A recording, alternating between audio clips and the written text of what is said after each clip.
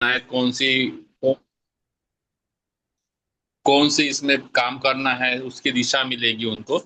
मगर मेरा और एक भी सुझाव है कि जैसे कि हम लोग उसी में जा रहे हैं, तो R&D, रिसर्च एंड डेवलपमेंट, उसके ऊपर भी कुछ काम करना चाहिए हम लोगों को, ताकि हम लोग गोबर से, गाय के उत्पाद से और कुछ कुछ बना सकते हैं, उसकी मार्केट वैल्यू ज्यादा हो सकती है।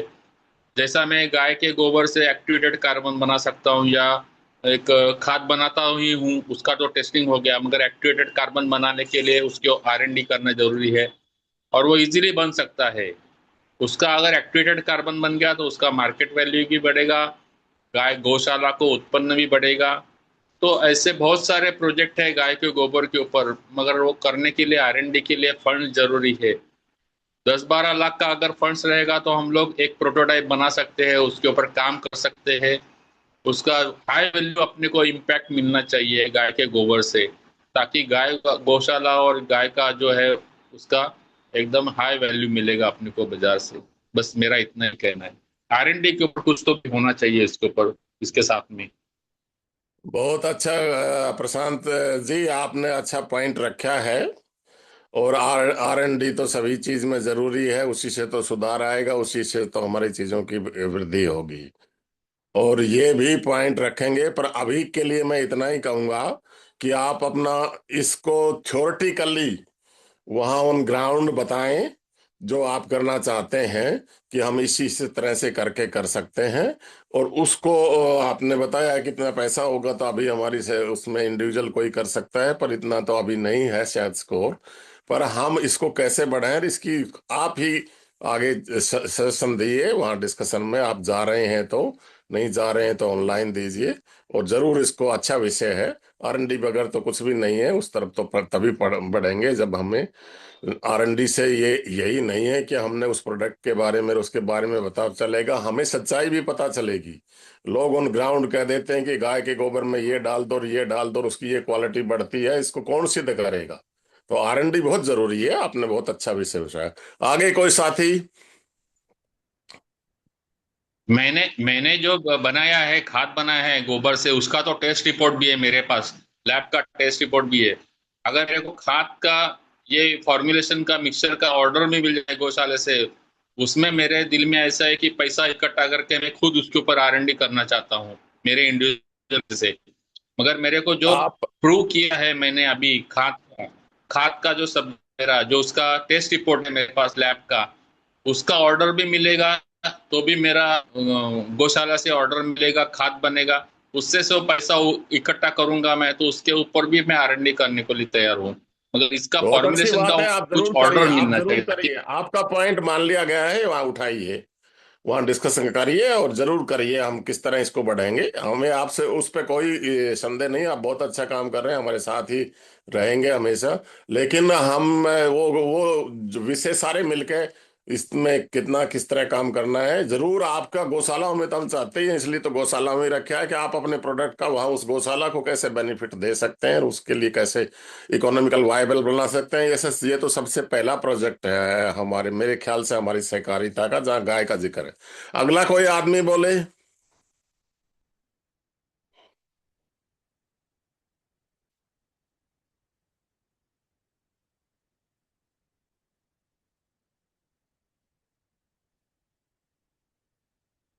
हेलो जी, गोपाल नमस्कार। प्रसाद जी, गोपाल प्रसाद जी। जी नमस्कार सर, मैं बनारस में हाँ हूँ। और 14, 15, 16 का यहाँ गाय पर गौ महाकुंभ होने जा रहा है, अंतर्राष्ट्रीय, वाराणसी BHU में। हाँ, तो बहुत अच्छा है वो तो। उस कार्यक्रम की पूर्व तैयारी के मद्देनजर एक मीटिंग रखा गया था वाराणसी कलेक्ट्रेट के सर्किट हाउस वाले कॉन्फ्रेंस हॉल में। तो मैं उसमें था। तो उसमें गौ सेवा आयोग के चेयरमैन जो हैं गुप्ता जी, वो भी आए हुए थे, और जो आयोजक हैं धनंजय ओझा जी, तो वो तो थे ही। तो कुल मिलाकर के जिन जिन वक्ताओं ने जो जो चीज़ कहा, सब चीज़ को मैंने नोट किया है। और यहाँ गाय से रिलेटेड डिफरेंट तरह के प्रोडक्ट और कोऑपरेटिव सोसाइटी के भी डिफरेंट प्रोडक्ट्स वगैरह का स्टॉल, वो सब भी लगने जा रहा है 70-80 की संख्या में। कई सारे NGO जो है वो भी पार्टिसिपेट कर रहे हैं। भाजपा का जो किसान मोर्चा है, आरएसएस है, और जो डिफरेंट जो विंग्स हैं आरएसएस के, जो गौ सेवा के प्रकल्प से जुड़े हुए हैं, गौ रक्षा के सेल से जुड़े हुए हैं, तो वो सब भी पार्टिसिपेट कर रहे हैं।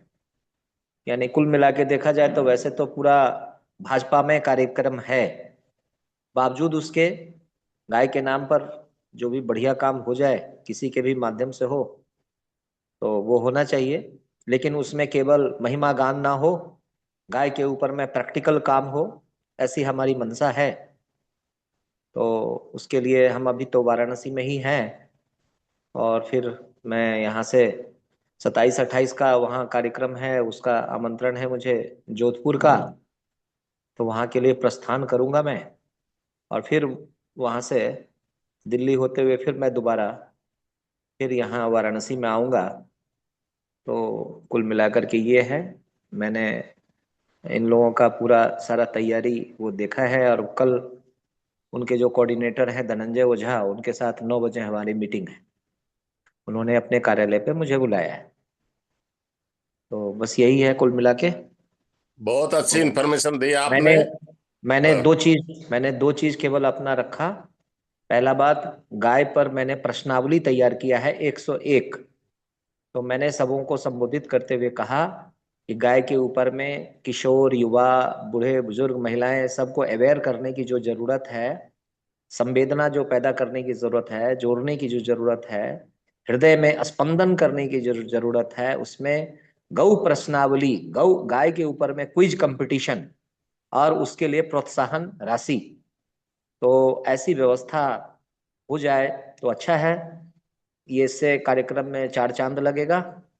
और दूसरा मैंने कहा कि इस विषय पर जो भी आदमी अच्छे अच्छे आलेख देना चाहें, और बाकी जो पार्टिसिपेटर्स हैं उनके प्रोफाइल बना करके उनका एक स्मारिका का भी प्रकाशन किया जा सकता है। तीसरा मैंने ये कहा कि इतना बड़ा गौ अंतर्राष्ट्रीय, पहली बार अंतर्राष्ट्रीय गौ महाकुंभ होने जा रहा है, तो इसको ऐसा करिए कि इस महाकुंभ के ऊपर में लोग पीएचडी कर सके बीएचयू में। ये 3 लाइन में मैंने अपनी बात खत्म की थी।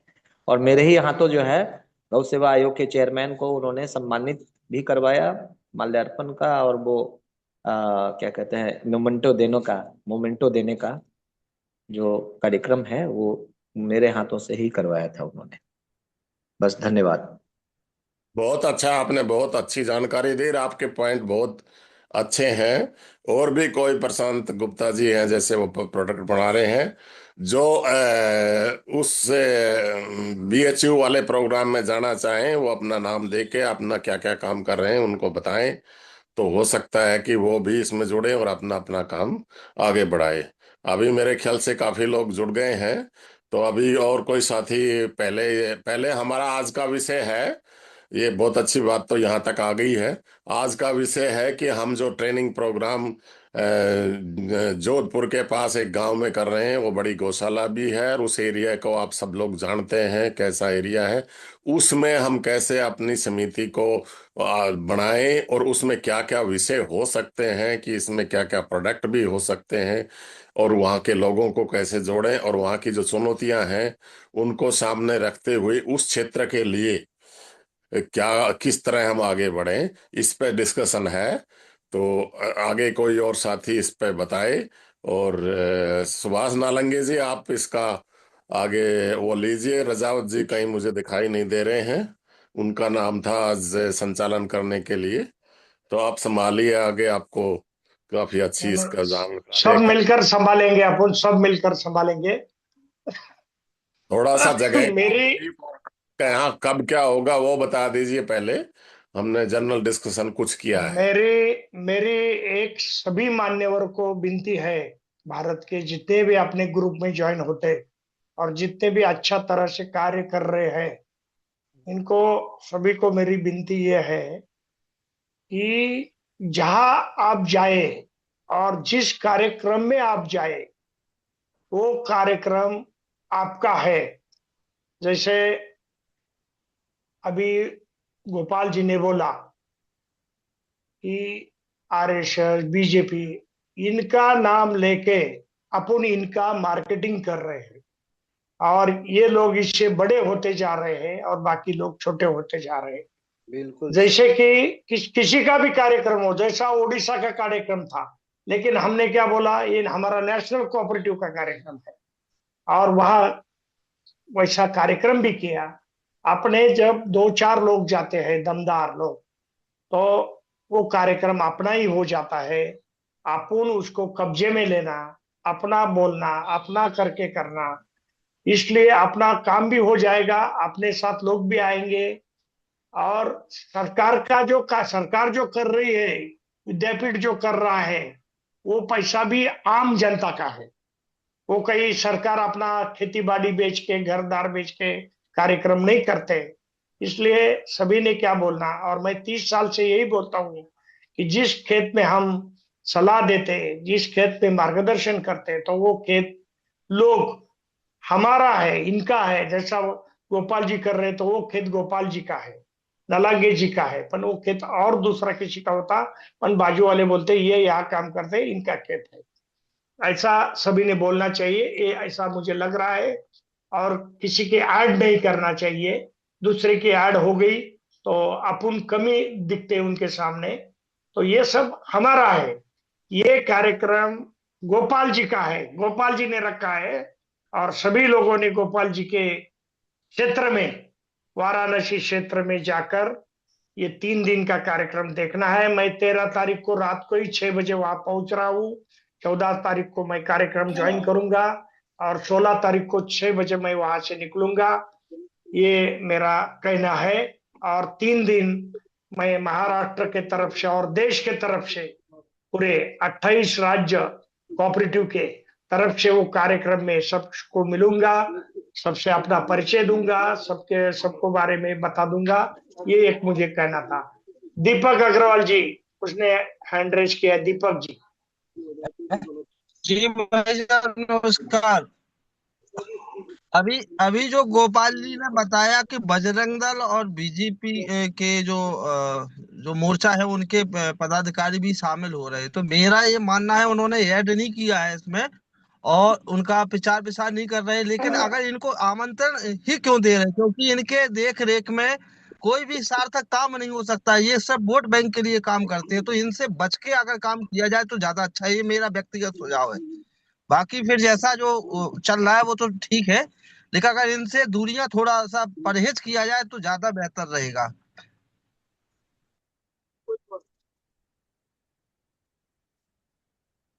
धन्यवाद, धन्यवाद दीपक जी, धन्यवाद।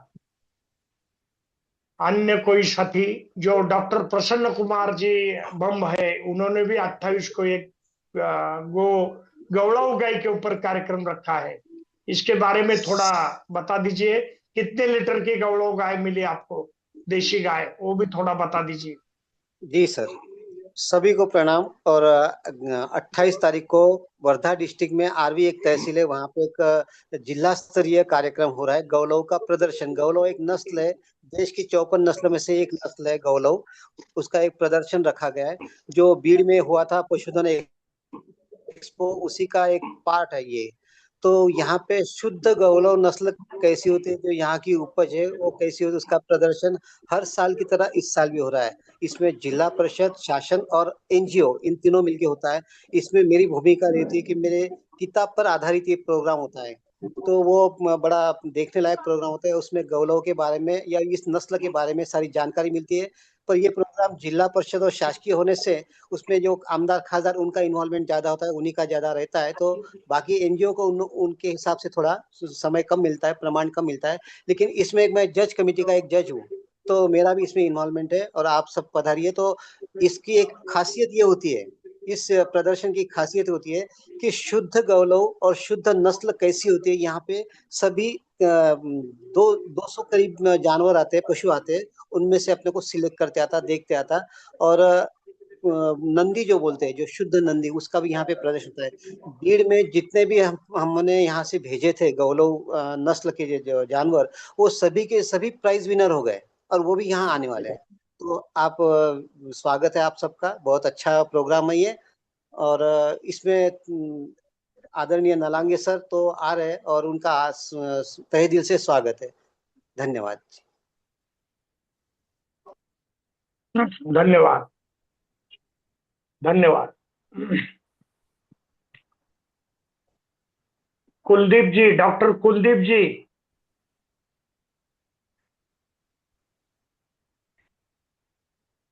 देवदत्त जी।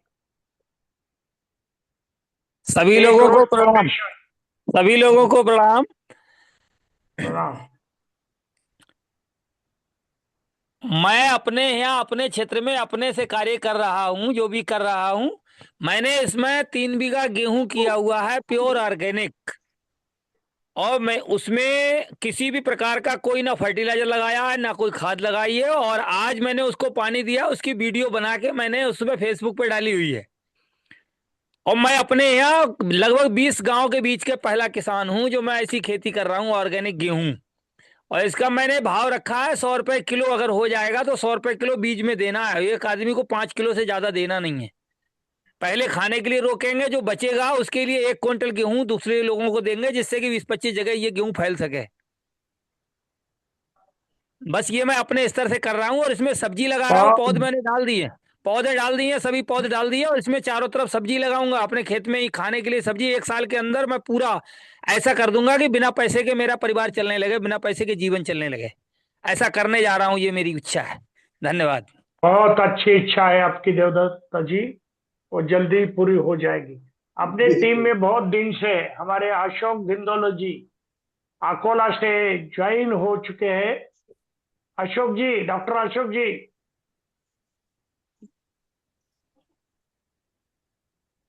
डॉक्टर अशोक धिंदोले। अशोक जी, आवाज सुन रहे हैं?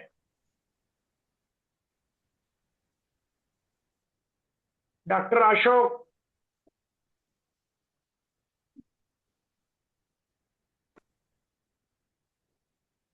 जयश्री उप्रेती जी उत्तराखंड से। मेरा नमस्कार सभी को, मेरा प्रणाम। और मैं उत्तराखंड में कोऑपरेटिव वाला काम जो है, एक ऑफिस हमने बना दिया 22 तारीख को, उसका उद्घाटन भी कर दिया लाल कुएं में। और आप सभी को जब भी कोई वहाँ अगर उत्तराखंड का विजिट करते हैं तो आपके वहाँ रहने की भी व्यवस्था है। कोई भी हमारे कोऑपरेटिव का डायरेक्टर सदस्य जो भी है, अगर उत्तराखंड की यात्रा करता है तो वो वहाँ पर स्टे कर सकता है। और बाकी उस पर हमने हमारे पिथौरागढ़ के और कई जगह के लोगों को भी बता दिया है। और उनकी पूरी जो प्रोडक्शन है उसकी भी सूची आएगी, और कुछ दिनों बाद हम वहाँ से उनका सप्लाई करना भी शुरू कर देंगे। बाकी जो हमारी कोऑपरेटिव गाइड करेगी उसके हिसाब से हम उनके मटेरियल्स को निकालेंगे। अभी आज मेरे पास फोन आया था एक पिथौरागढ़ से। तो उनका कहना था कि हमारे पास 1.5 क्विंटल घी बदरी और 15 क्विंटल उनके पास भांग है, बताइए। और उसका कहीं अभी हो नहीं पा रहा है। भांग का बीज होता है, वो बहुत यूज आता है। और उसका हम लोग के उत्तराखंड में तो बहुत कुछ बनता है, सब्जी में डाला जाता है। उसका नमक, उसका नमक बनता है अनारदाने मिला करके। और बहुत ही डाइजेस्टिव होता है। तो इस तरह की चीजें और भी हैं तमाम, जो हम अब कलेक्ट करके उसी सूची बना करके अपने कोऑपरेटिव जो लाल कुआं है वहां पर रखेंगे। और वहीं से हम उसको, जैसा हमारा गाइड किया जाएगा कोऑपरेटिव द्वारा, हम उसको आगे भेजेंगे जिसको जरूरत होगी। धन्यवाद। धन्यवाद उप्रेती जी, धन्यवाद। उसकी जांच कर दीजिए, 1.5 क्विंटल उनके पास घी है तो। और अच्छा। ललित पंत जी को बोल दीजिए, हम्म। अपन आगे का काम जल्दी चालू करेंगे। हाँ हाँ, ठीक, मैं करा अपने, दूंगा। हाँ हाँ हाँ, वो काम कर दीजिए। अपने टीम में मनोज शुक्ला जी ज्वाइन हुए हैं अयोध्या से। मनोज जी, आपका परिचय दीजिए और आपके कार्य के बारे में बता दीजिए सभी लोगों को। जी नमस्कार। हेलो। नमस्कार। हाँ, मैं मनोज आवाज आ शुक्ला। रही? अच्छा, आ रही आवाज, आवाज। जी सर, जी हाँ। सर। मैं मनोज शुक्ला अयोध्या जी से, उत्तर प्रदेश से बोल रहा हूँ। मैं लगभग एग्रीकल्चर सेक्टर में विगत 22 साल से हूँ। मैं 16 साल अलग अलग कंपनियों में नौकरी किया, regional sales manager, area sales manager, zonal sales manager तौर पे। लेकिन 2018 से हमने अपना काम शुरू किया कि गांव के किसानों का कैसे भला हो, उस पर काम करते करते पिछले विगत 2 साल से हम कुदरत फाउंडेशन से जुड़े। उस कुदरत फाउंडेशन के जो देसी बीज हैं उन्नत किस्म के, जो कि बहुत अच्छा उत्पादन आ रहा है। और उसमें बेसिक क्या है, फायदा क्या है कि वो किसान को दोबारा बीज खरीदने की जरूरत नहीं पड़ेगी। उस बीज को किसान लगातार 3 साल यूज कर सकता है। और उसका उत्पादन जो आ रहा है अन्य प्रजातियों से लगभग 25% ज्यादा आ रहा है। जो हमारा ट्रायल है, अभी हमारा धान पे बहुत बड़ा प्रोग्राम चल रहा है। करीब 3,000 कुंतल का धान है, 4,000 से 4,500 कुंतल का गेहूं का प्रोडक्शन लगा है। ऐसे मस्टर्ड का है करीब 200 कुंतल का। अच्छी वरायटियां हैं। जो लोग हाइब्रिड करके कंपनियां हिंदुस्तान के किसानों को लूट खा रही हैं, उससे सस्ता बीज अपना है, उससे अच्छा उत्पादन आ रहा है। तो हमारा प्रयास है कि इस संस्था से जुड़ करके हम एक छोटा सा एक योगदान करें कि हमारा सोसाइटी आगे बढ़े, और उसके साथ साथ किसानों का आमदनी कैसे बढ़े, उस पर हम लगातार प्रयास कर रहे हैं। धन्यवाद। धन्यवाद शुक्ला जी, धन्यवाद। अनिल जी राठी, अमरावती, महाराष्ट्र।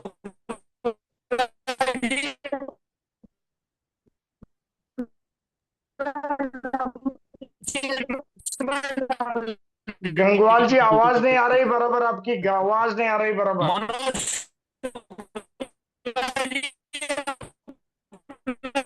गंगवाल जी, आपकी आवाज नहीं आ रही बराबर। डाल दीजिएगा। हेलो गंगवाल जी, आपकी आवाज ही नहीं सुनाई आई। अनिल जी राठी, महाराष्ट्र, अमरावती से। जी, सभी को नमस्कार। और जैसा कि अपनी संख्या अभी स्थिर हो रही है 25-26 पर, हम चाहेंगे कि इसके पहले अपन 40-45 तक पहुंचे हैं। तो सभी सदस्यों से मेरा निवेदन है कि समय निकालकर और सही समय पर आपको सिर्फ आधी घंटा और पौन घंटा निकालना है इसमें, इस मीटिंग में।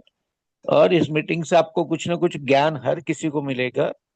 जब 100 मेंबर है तो हम कम से कम 50% लोग तो इसमें जुड़े, ताकि हम अपने विचारों को और फैलाएं।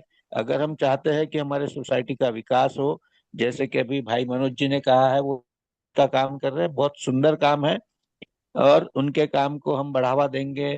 और जैसे कि उप्रेती जी ने कहा है कि भाई उनके भी पास में घी और भांग के बीज पड़े हैं, तो उसमें भी उनको बाजार मिलेगा। बहुत अच्छी बात है। लेकिन हम ये चाहेंगे कि भाई सभी तरफ से, अभी जैसे ललित जी पंत है, वो राजस्थान में है और मीटिंग कर रहे हैं राजावत जी के साथ में, तो वहां भी काम चल रहा है हमारा। तो हम ये चाहेंगे कि भाई हम ज्यादा से ज्यादा सदस्य अगर उपस्थित रहेंगे तो विचारों का आदान प्रदान होगा, और उससे हमको एक दूसरे की जरूरतें मालूम होगी। आने वाले खरीफ सीजन में भी हमको क्या करना है, क्या नहीं करना है, इस पर भी हमारा सोच विचार पक्का जाएगा, किस चीज की मांग है, किस चीज की नहीं है। दूसरा, थोड़ा सा अमेरिका से जो हमारा व्यापार अभी चल रहा है, व्यापार सौदा जो हुआ है, तो उसमें हमको किन फसलों को नहीं लेना है, इस पर भी हम बात करते रहेंगे। और उन फसलों को छोड़कर बहुत सारी फसलें हैं जिसमें हमको बहुत सारा दाम मिलने वाला है। दुनिया से अलग हटकर सबसे ज्यादा दाम मिलने वाला है, जिसमें एक चिया सीड भी है, तिल्ली भी है जिसकी भारी मांग रहती है, काली तिल भी है, जौ भी है जिसकी मांग रहती है। तो हम मीटिंग में आए, मेरा ये सभी से नम्र विनम्र अनुरोध है। धन्यवाद। धन्यवाद, धन्यवाद अनिल जी। गीतेंद्र सिंह जी, उत्तर प्रदेश, कन्नौज।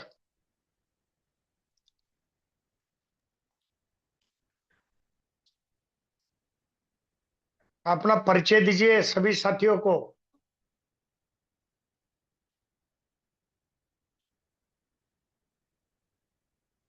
जी, मैं गीतेंद्र सिंह, कन्नौज से, आलू उत्पादक किसान। और आप सब लोग सोसाइटी से सभी लोगों को मेरा प्रणाम। और इस समय हम लोग आलू पे लगे हुए हैं, आलू खुद रहा है फार्म पे। और आलू के रेट बहुत कम है, इस समय स्थितियां बहुत खराब हैं। और अब सोसाइटी में सब लोग जो है, रजिस्ट्रेशन जिनका नहीं हुआ है या कम है लोग, तो पूरे हो जाएं 50 उत्तर प्रदेश से। सबसे पहले ये कार्य होना बहुत आवश्यक है, और उसके बाद हम लोग कब सब काम पे लगे। इसी के साथ सभी को धन्यवाद। धन्यवाद, धन्यवाद। अरुण जी तिवारी, अरुण जी, अपना परिचय दीजिए जरा।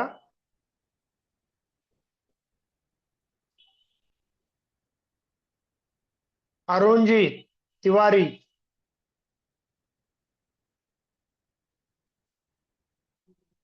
आवाज आ रही है अरुण जी? हेलो। हाँ, नमस्कार। बोलिए बोलिए। अरुण जी, आवाज नहीं आ रही।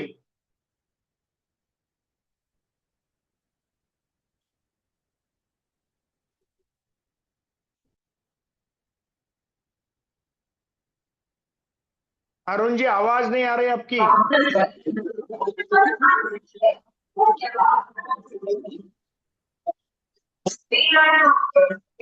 आवाज आ रही है अभिषेक जी?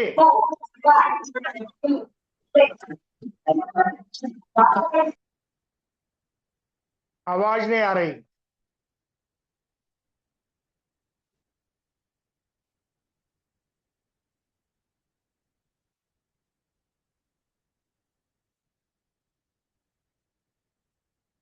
जोकारे सर, सोलापुर।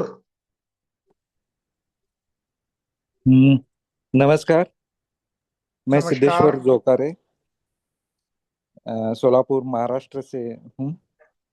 थोड़ा सभी लोगों को ऑर्गेनिक चीजें मिलना इसके लिए प्रयास कर रहे हैं। एक 5-6 फार्मर मिलके हम कर रहे हैं प्लानिंग।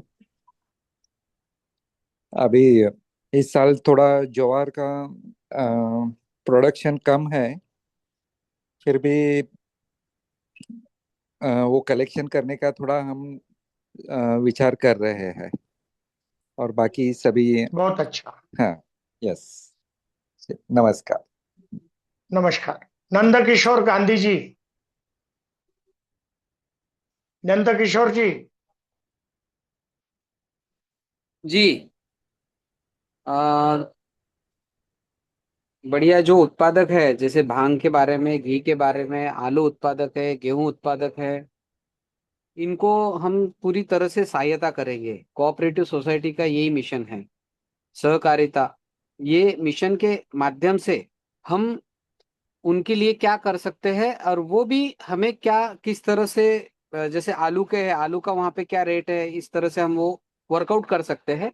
हमारा यहाँ पे भी एक शॉप है, हम ये एक मॉडल के रूप में आप भेजिए, हम भी यहाँ से सेल आउट कर सकते, कौन सी वीआरएल से बेच सकते हैं या और क्या कर सकते हैं, उसके लिए हम खड़े हैं। और जब अपने कोऑपरेटिव वीआरएल सोसाइटी में वीआरएल, हाँ। बड़े पैमाने पे होगा, उस वक्त कोऑपरेटिव सोसाइटी के माध्यम से हम ये चालू कर सकते हैं। हम उसके लिए खड़े हैं। जो भी जिसके पास में भी उत्पादक है, उसके लिए सहकारिता हम के माध्यम से ये हम आगे बढ़ा सकते हैं। धन्यवाद। धन्यवाद धन्यवाद। गोविंद जी।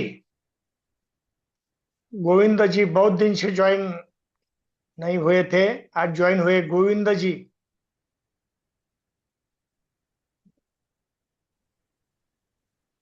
गोविंद जी।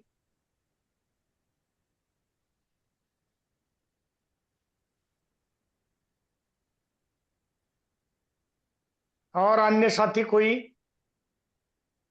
हेलो हाँ, सर, आवाज आ रही है? हाँ, आ रही आ रही। सभी को मेरा प्रणाम, नमस्ते। मैं सर एक यहाँ कृषि विद्यापीठ में deputy director department of horticulture में काम करता हूँ। और मेरा एक बहुत शुरू से सिंस 20 ईयर से मैं ऑर्गेनिक और प्राकृतिक में काम करता हूँ। अभी फिलहाल मैंने यहाँ 200 एकड़ में फल बाग किया है पूरा इधर, और जिसमें एक ऑटोमेटिक मॉडल हमने खेती के लिए, जो ऑर्गेनिक खाद हम उससे बेच सकते वो बनाया है। और मुझे जो भी मेरे डिपार्टमेंट से या मेरे रिसर्च के हिसाब से मैं कोऑपरेटिव सेक्टर को, अपनी जो कोऑपरेटिव सोसाइटी है, नेशनल सोसाइटी, उसको मैं हेल्प करूंगा सर फ्यूचर में। जी सर। बागवानी में सर कौन सा क्रॉप करा रहे हैं? बागवानी में सर मेरे पास संतरा है 50 एकड़, आम है 50 एकड़, केसर आम है उसमें सब, और एक 50 एकड़ में पूरा मिक्स फल बाग है, जिसमें अंजीर है, चीकू है, गुआवा है, अमरूद है, गुआवा है, और उसके बाद कस्टर्ड एप्पल है, सीताफल, ये सब मिक्स फ्रूट्स है वहाँ। जामुन भी है। जामुन भी है सर, कोकन बहारडोली। इमली भी है। इमली भी है वहाँ, इमली भी है, इमली, लेकिन हम इमली को इरिगेट नहीं करते, उसको फर्टिलाइजर भी नहीं देते, वो नेचुरली ग्रो है, वो जहाँ पूरे इसमें हो। गोविंद जी का जो विद्यापीठ है उसका नाम डॉक्टर पंजाबराव देशमुख कृषि विद्यापीठ अकोला है। महाराष्ट्र विदर्भ से ये विद्यापीठ है, पंजाबराव के नाम से।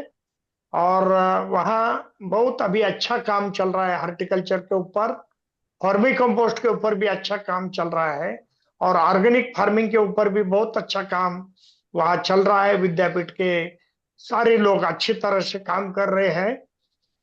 और एक देखने के लिए अच्छा मॉडल आज महाराष्ट्र में है। महाराष्ट्र में ऐसे 4 विद्यापीठ है, चारों भी विद्यापीठ में अच्छी तरह से काम खेती, बागवानी और उद्योजक के लिए चल रहा है। जैसे परभनी विद्यापीठ में प्रक्रिया का काम बहुत अच्छा चल रहा है, उत्पादन का काम बहुत अच्छा चल रहा है, सीड उत्पादन, ज्वार उत्पादन, बीज उत्पादन, और फूड प्रोसेस में सब्जी भाजी जो रहती, सब सब्जी के ऊपर प्रोसेस करते हैं, वो पाउडर बनाते हैं।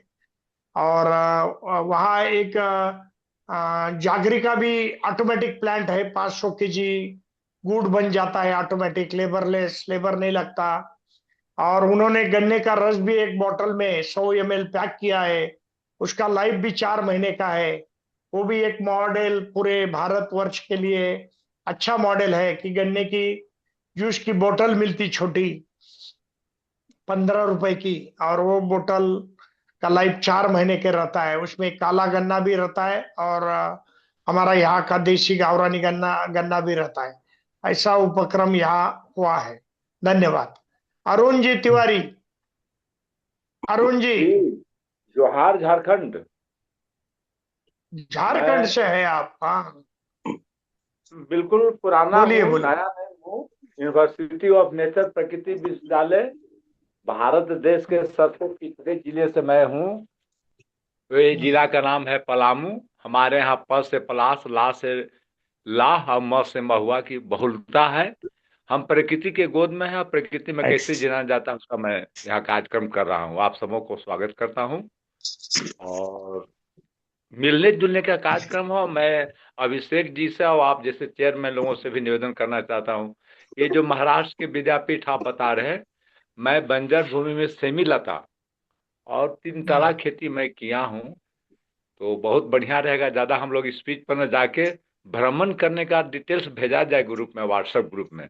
ये विद्यापीठ में जो आम हो रहे हैं उनके यहाँ जो भी उत्पादन है, मैंगो बोल रहे हैं, लीची बोल रहे हैं, अंगूर हो रहा है, इसकी सूची उपलब्ध कराई जाती तो अभिषेक जी को, आप सबों जो की बहुत कृपा होती। क्योंकि हम लोग अगर ऐसा नहीं मिल पा रहा कहीं मिलने जुलने का, तो व्यक्तिगत स्तर पर भी हम प्रयास करेंगे कि उस चीज को जिसको समाज की जरूरत है। तो कोऑपरेटिव की बात है, तो कोऑपरेटिव में तो हम बहुत पीछे हैं। कोऑपरेटिव क्लब है झारखंड में, कोऑपरेटिव है, लेकिन एक्टिव टीम नहीं है। हमारे यहाँ खिचड़ी की सरकार रही है जब से मैं अलग हुआ हूँ बिहार से। तो ये सारी स्थिति है। इतना ही सब बातों से बात ज्यादा न करते हुए इस चीज को विस्तार किया जाए। नेतृत्वशाला नेतृत्व कर रही है, लेकिन मिलने जुलने का कार्यक्रम को भी बढ़ाया जाए।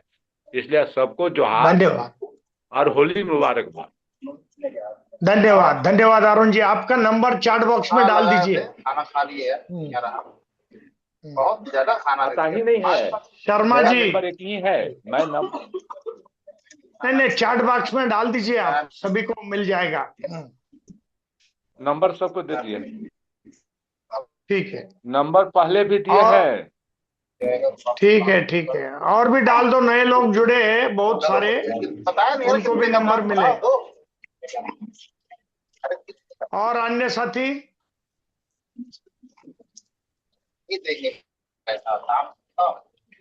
शर्मा जी कुछ बोलना चाहते हैं?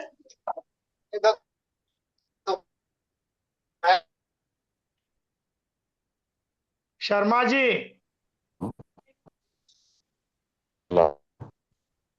आप कुछ बोलना चाहते हैं? हाँ बोलिए। नारंगी हाँ बोलिए बोलिए। actually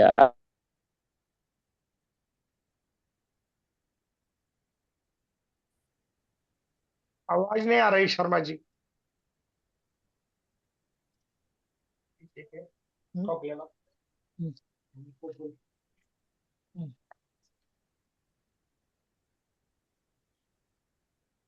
शर्मा जी की आवाज नहीं आ रही।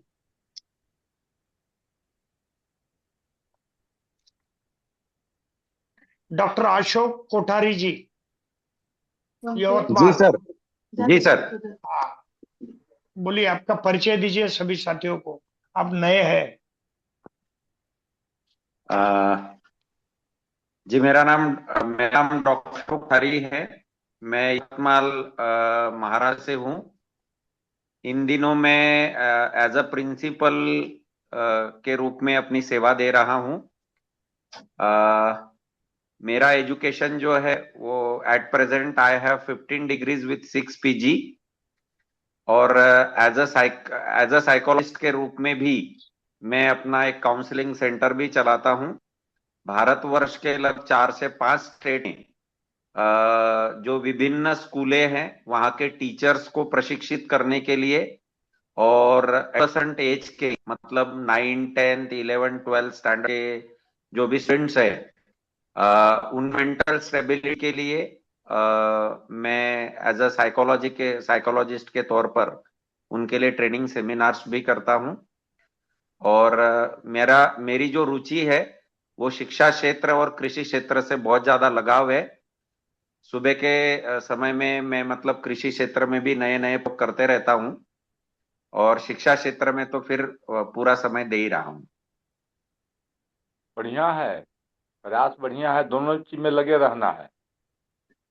प्रिंसिपल साहब, कृषि में, जी सर। एग्रीकल्चर में और एजुकेशन में आप लगे हुए हैं, इसके लिए आपको जोहार। Thank you sir. आपके नंबर डाल दीजिए, अशोक जी कोठारी आपके नंबर डाल दीजिएगा। जी जी सर। और गोविंद जी आपके भी नंबर डाल दीजिएगा।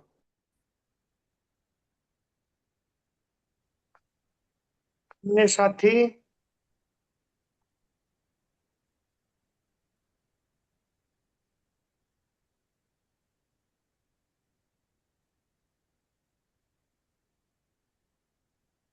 कुलदीप सिंह?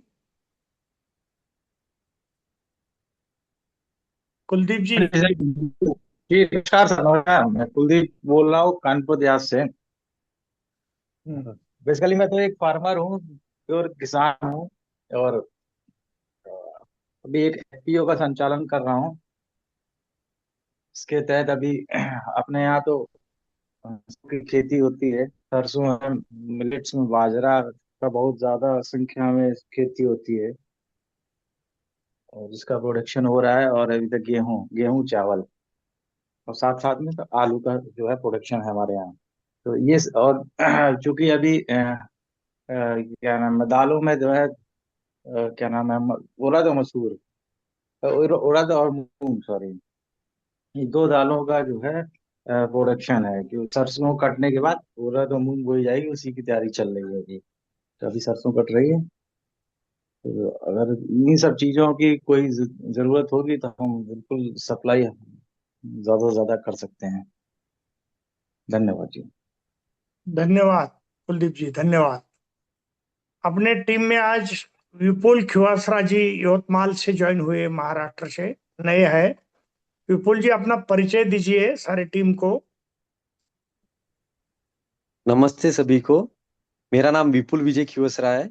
मैं महाराष्ट्र से यवतमाल जिले से बिलोंग करता हूँ, और मैं प्रोफेशनली बाय इंजीनियर होने के कारण मैं सोलर फील्ड से बिलोंग करता हूँ। एज अ रूफटॉप फील्ड में मेरा मेन फोकस है, और साथ ही में मैं कृषि विभाग में मुझे बहुत रुचि है इसीलिए। और आप सभी से जुड़ा हूँ। आप सभी तज्ञ लोगों का मुझे मार्गदर्शक मिलते रहेगा। युवा होने के कारण ये सारी जानकारी मिल रही है, तो मुझे बहुत इंटरेस्ट आ रहा है सारी प्लेटफॉर्म पर। और स्पेशली थैंक्स टू प्रसन्न अंकल बम और साथ में सुभाष अंकल नलंगे सर को भी मैं बहुत बहुत धन्यवाद देता हूँ। Thank you. धन्यवाद। सबा खान जी, सबा खान जी।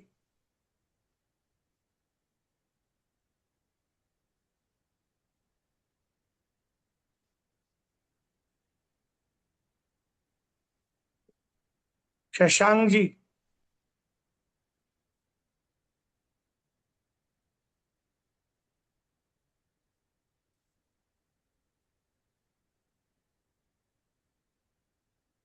शशांक जी, प्रदीप जी। और हो तो कोई बुलवा लो, नीलम तो लास्ट में है ही, ये बोल रहा था। लास्ट में है आप? हाँ, इसीलिए मैंने कहा और कोई है तो वो देख लो। नमस्कार सर, आप सभी को। मेरी हाँ, वॉइस बोलिए बोलिए बंद सभा थी जी, तो बोलिए मैंने बोलिए। खोली है, तब मुझे आवाज आई। बस मैं सुनती रहती हूँ, नॉलेज लेती रहती हूँ, वुमेन एम्पावरमेंट में काम करती हूँ, तो नॉलेज से बढ़कर कुछ नहीं होता और नई नई नॉलेज मिलती है यहाँ पर। तो बस यही कहना चाहूंगी, बस आप सबका आशीर्वाद है मेरे लिए। धन्यवाद, धन्यवाद। धन्यवाद, धन्यवाद सभा जी। और कोई अन्य साथी बोलना चाहते? दीपक जी। सुभाष जी, मैं रेलवे स्टेशन पे उतर गया हूँ, अभी मुझे दूसरी ट्रेन पकड़नी है और यहाँ बहुत शोर है, इसलिए बस अभी मुझे ठीक कुछ नहीं ठीक ठीक, बोलना है। टाइम भी आप हो लोग गया है, कर लीजिए। 5 मिनट बाकी है, टाइम भी हो गया है। जी जी, आप लोग कर लीजिए। मैं रेलवे स्टेशन पे हूँ, इसलिए सुनाई नहीं दे रहा है और आवाज भी नहीं है मेरी साइड से हाँ, सही। नहीं नहीं सुनता, ट्रेन में बहुत भीड़ होती है। हाँ, अलका जी। ओम शांति। सभी ओम बहुत अच्छा शांति। काम कर रहे हैं। हम तो सुनते हैं और खुश हो रहे हैं, क्योंकि देश का काम चल रहा है, कहाँ भी हो, उत्तर प्रदेश हो कि महाराष्ट्र। मुझे याद है, हम महाराष्ट्र में भी हिमालय अपना ही समझते थे और हमारे स्कूल में हमारा नारा था, पार्ले तिलक विद्यालय आम्ही राखू हिमालय। तो ये ही अपना ही लगता है सब, और बहुत अच्छा लगता है। आप सभी को बहुत बहुत शुभाशीर्वाद, धन्यवाद। ओम शांति। ओम शांति। और कोई साथी?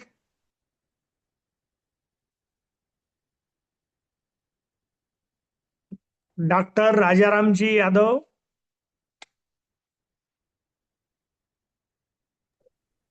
जी सर, जी सर। ब्रिगेडियर साहब बोलिए।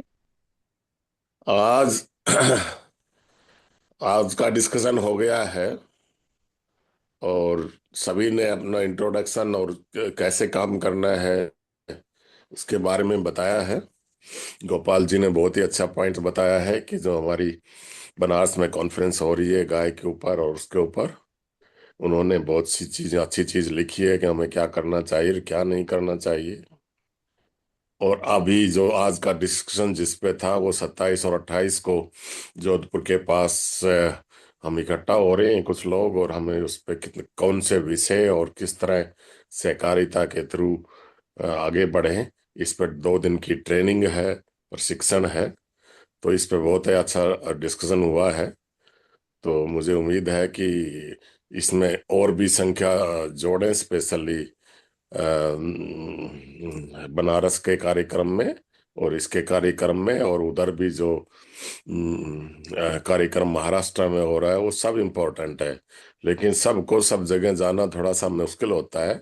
तो जो जो लोग जा सके ये अभी फाइनल उस पे पहुंचे हैं, वरना अपने वहीं से ऐसा प्रोग्राम बनेगा। मुझे पूरी उम्मीद है कि ऑनलाइन भी चलेंगे ये प्रोग्राम, तो ऑनलाइन भी कुछ लोग जुड़े। लेकिन आपके लाइक माइंडेड, आपके जैसे लोग को जल्दी से एक अपना समिति जो भी बनेगी नेशनल लेवल की, उसको जल्दी पूरा कर लें तो आगे काम शुरू हो सके, क्योंकि जब तक ये ही नहीं बनेगी तो आगे काम शुरू नहीं होगा। तो उस पर सब लोग अपने अपने नजदीकी लोगों से जोड़ते हुए, लेकिन इसमें यह नहीं करना है कि कोई भी मिल जाए उसको जोड़ ले। अपने लाइक माइंडेड, अपने अच्छे लोग जोड़ने, नहीं तो हमारे को फिर बाद में काफी डिफिकल्टी आएगी। इन्हीं के साथ मैं खत्म करता हूं, और मैं प्रदीप जी के लिए रिक्वेस्ट करता हूं कि कल की मेरी भी रिक्वेस्ट, और आप वो ज्ञान की बात हमें दूसरे रूप में बताएं। धन्यवाद। ठीक, तभी मैंने सुभाष जी को कहा था कि हम तो लास्ट में है ही, और किसी का नंबर हो तो लगा लो पहले। ये बात है। बाटे दूजो संग से दूजो संग खुशी, अभी वैज्ञानिक अलका दीदी ने भी कहा है, उनकी भी बात माननी पड़ेगी। बाटे दूजों के संग खुशी, आनंददायक परिवार का मूल मंत्र है। बाटे दूजों के संग खुशी, होंगे खुद भी सुखी। प्रसन्न सुखी परिवार का तो है ये मूल मंत्र, मूल आधार, कि हर सदस्य में हो पारस्परिक प्रेम, त्याग, समर्पण और सेवा का भाव, जिसमें हर सदस्य हो प्रसन्न मुखी। यही तो है संयुक्त परिवार की अटूट शक्ति। इसी से उत्पन्न होती है पारस्परिक एकत्व भाव की प्रभावना, बढ़ती है आत्मिक संतुष्टि की संभावना, आत्मिक संतुष्टि की संभावना। आज 8वीं भी है, और तो होलिका भी लगी है, तो अलका दीदी की एक होली के ऊपर एक फरमाइश थी, वो भी पूरी कर देता हूँ। होलिका उत्सव उत्सव है, जीवनोत्सव कह सकते हैं। भारत त्योहारों का, उत्सवों का देश है। यहाँ धर्म शास्त्रों की हर घटना पर एक त्योहार मना लिया जाता है। इसी श्रृंखला में होली का त्योहार भी मनाया जाता है, अधर्म पर धर्म की विजय पर। इससे जुड़ी चिर परिचित धार्मिक कथा प्रहलाद, हिरण्यकश्यप एवं होलिका के कथानक के संदर्भ में यही कामना है कि अंतर के सब कुछ कलुष दैन हो इस होली पर। अपनेपन और प्रेम के परस्पर रंग लगाएं इस होली पर। अब चर्चा करेंगे उत्सवों के महत्व पर। कोई भी देश, धर्म या समाज, विशेषकर भारतीय समाज, किसी न किसी मान्यता पर आनंदित होने की कला का सर्जन कर ही लेता है, क्योंकि ये जानता है आनंद बाहर की वस्तु नहीं, अपने भीतर की ऊर्जा है। और उत्सवों के माध्यम से उस ऊर्जा को व्यक्तिगत न रखकर सामाजिक अनुभव बना दिया जाता है। इसलिए इन वार त्योहार को मनाने के क्रम में हम हंसते हैं, गाते हैं, और कभी कभी अति भावुक और रो भी देते हैं। यानी उस कथानक के साथ साथ बंध जाते हैं और घटित दृश्य के साथ भावनात्मक अपना जुड़ाव कर लेते हैं। इसीलिए हमारे पर्व त्योहार, मेले ठेले, होली, दिवाली आदि हमें जीना सिखाते हैं, आनंदित होना सिखाते हैं, भावनात्मक एक दूसरे से जुड़ना सिखाते हैं। हम कथानक के साथ एकम एक होकर बह जाते हैं। यही है वार त्योहार मनाने की पृष्ठभूमि। इसमें विभिन्न त्योहारों पर हम अपनी मान्यताओं के अनुसार शरीक होते हैं। सभी इन्हीं भावनाओं के साथ सभी को होलिकोत्सव की अग्रिम शुभकामनाएं। ओ परम। शुभ रात्रि। समय ज्यादा तो नहीं ले लिया? नहीं, 1 मिनट को ज्यादा लिया। हाँ, धन्यवाद धन्यवाद धन्यवाद धन्यवाद। शुभ रात्रि। कल मिलेंगे 7:30 बजे और 8:15 बजे।